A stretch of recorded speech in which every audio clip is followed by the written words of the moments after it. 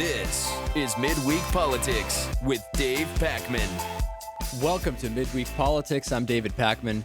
We have quite the show planned today. So if you're just tuning in, and I assume you are because this is just the beginning of the show, you're going to want to stay tuned in. Visit our website, midweekpolitics.com. Make sure you're getting our newsletter. And our newsletter subscribers already know about the guests that are coming up later. And, well, we'll see how they go. I'm interested to see what happens.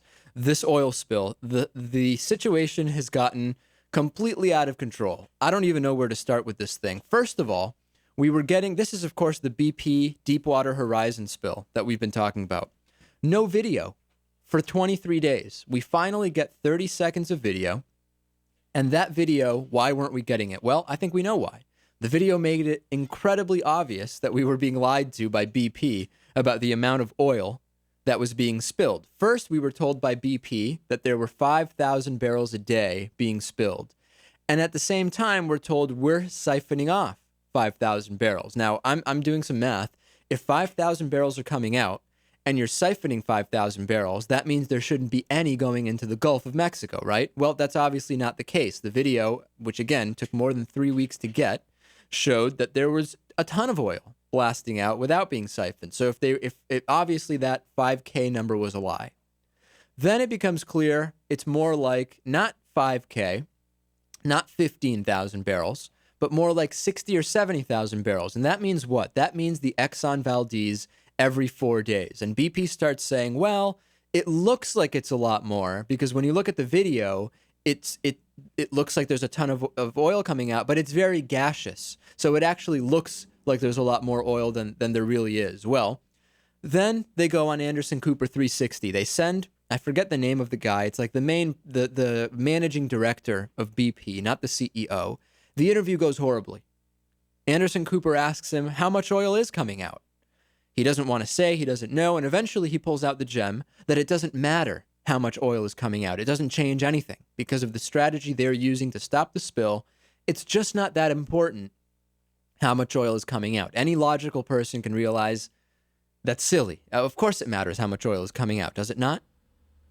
I assume so. I assume the more comes out, the more you have to clean. That's right. And the more that gets into the water if you don't clean it. It's just logic. So that's what we hear from this managing director. Now, that interview went so poorly that after that, we barely see any of BP anywhere on the news. They don't go back on Anderson Cooper. I personally spoke with a couple of press people at BP. You're not going to believe the runaround that we got. First, I called a number that is clearly the press number. Any questions on Deepwater Horizon, you call this number. I called that number.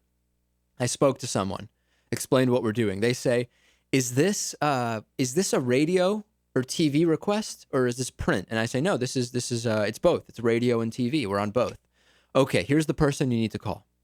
I call that person, and she calls me back. He, she, whatever. I guess I gave away. It's a she. Fine. Calls me back and asks again, wait a second, is this for print? And I say, no. I was told you are the person that handles radio and TV. And she says, well, we don't actually do any radio. We're not doing radio interviews. I say, okay, well, we're also on TV. We're on more TV stations than radio stations. She says, no, I don't think we can do it. I say, okay, we'll just put this on the TV version. Obviously, we wouldn't do that, but there's no way she would know that. We'll just put this on the TV version. Yeah, okay, let me call you back. I'm not the right person for TV. We get back to the first guy. You can see where this is going. No interviews being granted. We saw the Anderson Cooper one just really was not good. A friend of mine works on an oil rig very, very close to Deepwater Horizon. I spoke with him, and actually, I think we shouldn't go into that. He told me a bunch of stuff about what goes on. He didn't have any names. He didn't have any specifics about that particular oil rig, but he told me a lot about the operation and safety and what's been going on. Essentially, he was not surprised about a lot of what's been going on. On the members podcast, I'll go into more detail. I won't say what his name is. I won't say what rig he's on.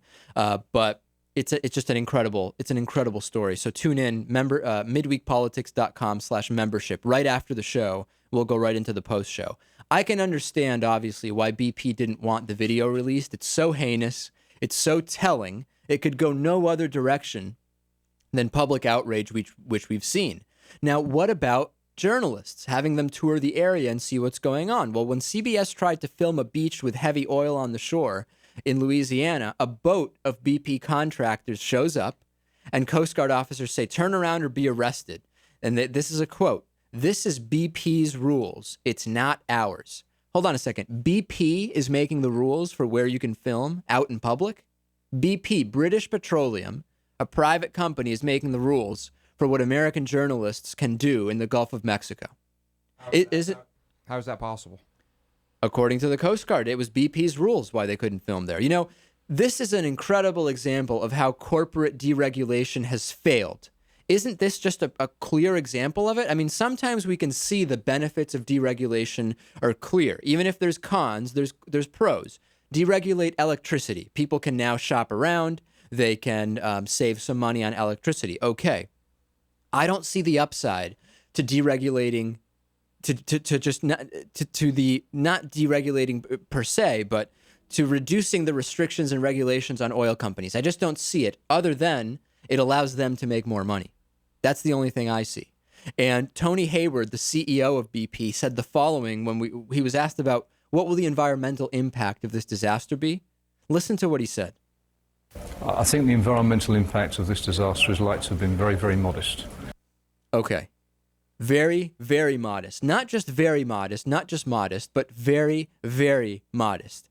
The oil itself is now coming ashore. That's something that BP claimed was simply not going to happen just weeks ago.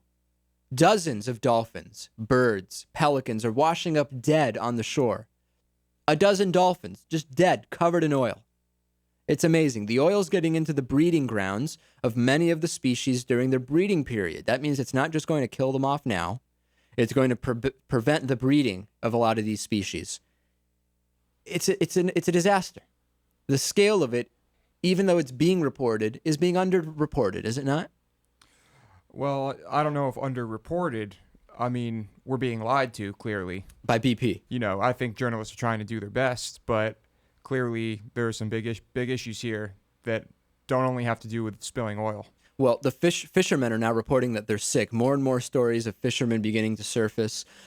Fishermen are working out in the Gulf, a lot of them all day, every day to clean up the spill. They are having problems, coughing all day.